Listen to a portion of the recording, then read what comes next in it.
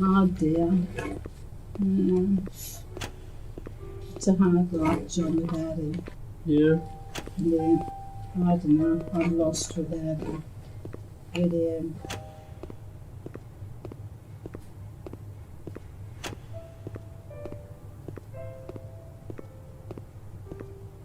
First thing do when he wakes up says, Ma, where we go today? I said, Ken, we've been out every day. Yeah, it's good to get out, Ma. Well, I don't know. We've been to too many places and we've got no place for us to go. So he said, okay, well, we'll get in the car and go somewhere. So, all right, we'll get in the car. We'll get to the bottom of the driveway. He said, now, where are we going, Ma? Where are we go? I say, well, we went that way yesterday. We'll go this way today. So we go that way today. We'll just drive around. Nowhere in particular. Just drive around. And then we come to a coffee shop. Come to the coffee shop and go get coffee. He said, come on, I'll buy you coffee. And then we'll have lunch or brunch, whatever the time happens to be. Breakfast, brunch or breakfast, whatever. Yeah, and that's what we did every day. And tomorrow come, same thing. Where we go today, Ma? I don't know, Ken. So we might keep driving south. And then if we find a motel there we'll look at, we'll stop there. We'll go into the motel and that's where we'll stop for the night. And that's what we did.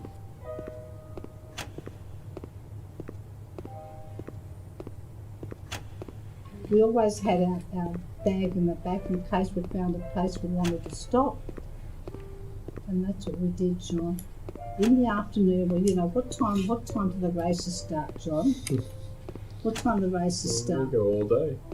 So, we get in the car and drive along. I'd have my crossword book, my reading book, because I know somewhere it's going to stop. Okay, I just want to pull in here for a few minutes, Ma. Okay? All right, Ken. He gets out. I get out my reading book and my crossword book. It's going to be more like half an hour.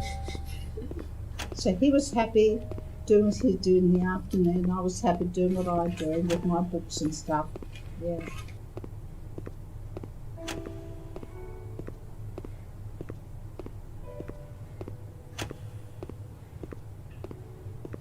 And then one day he was saying, oh, I want to get some petrol in the car. Come for a drive with me while I go down to petrol. I said, Kim, but we only went out yesterday. He said, I'll buy you a coffee. He knows I always like to have a coffee when I went out. So I'll buy you a coffee. Coffee would turn out to brunch. So we always had something nice. But I said, Ken, your tank is 3/4 full. I know that because I drive it too. You've got 3/4 full.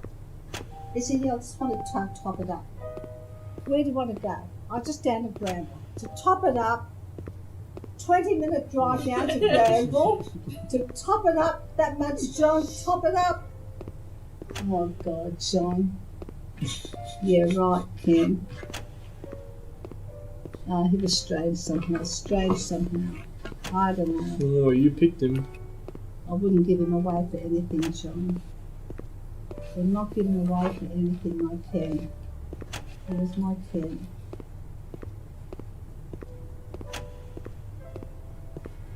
Don't know why he did that to me. It wasn't fair.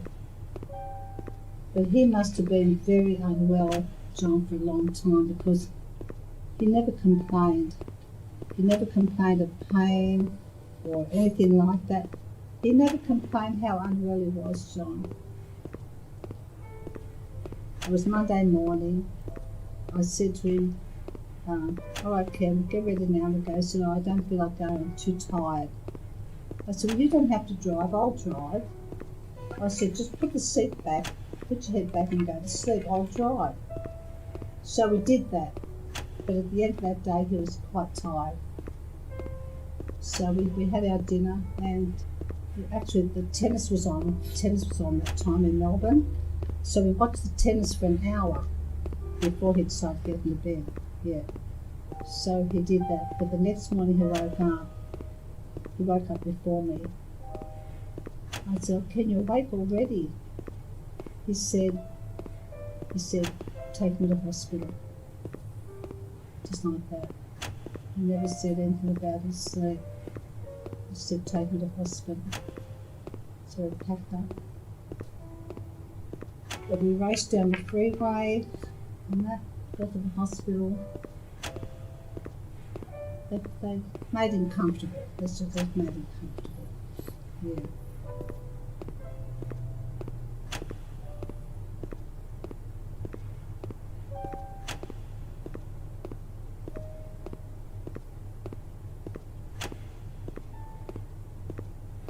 So he spent 5 days in that hospital.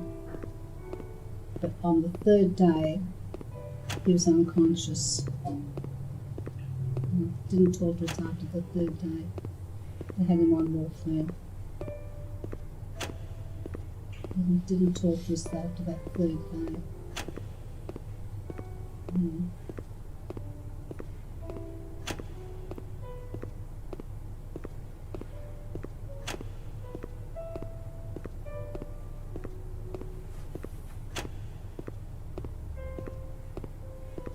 For the last 2 days, we weren't able to speak to him because he couldn't answer us.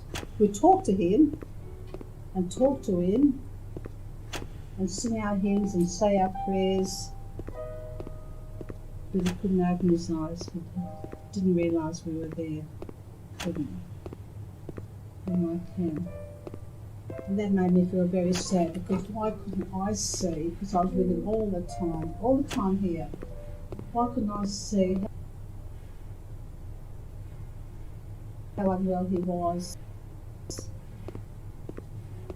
How unwell he was.